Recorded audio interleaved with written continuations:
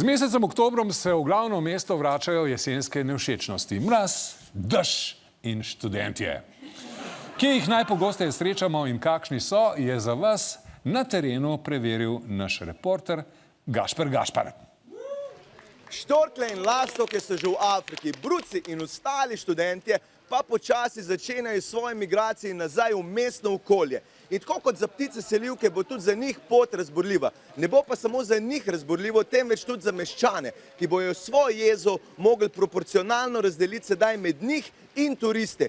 Kje pa so največja krizna žarišča v Ljubljani in koga lahko tam srečate?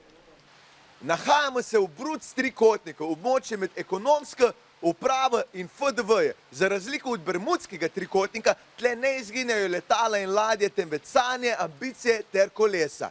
Če pa kjermo bruca slučajno nekako uspe priti ven iz tega trikotnika, pa ga čaka še hujša usoda. Delo v javni upravi.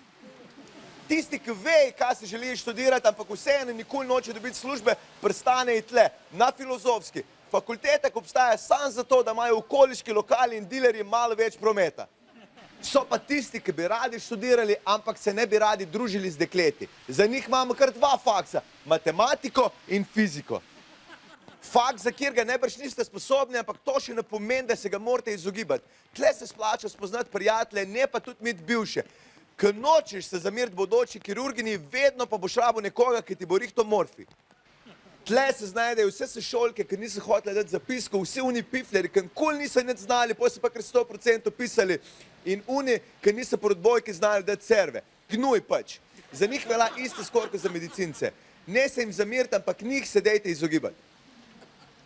Očitno je, da je študentov povsod preveč, ampak ta občutek imamo samo zato, ker ti ljudje nimajo kje spati. Čez dan že lahko spijo na faksu pa na študentskem delu, ampak po noč je problem, ker sob pa postelj ni, če pa sem se pa peklenske drage. Sem pa te že lahko kjera študentka tudi pri manj prespi, nima nič proti, ampak to ni rešitev za dolgi rok.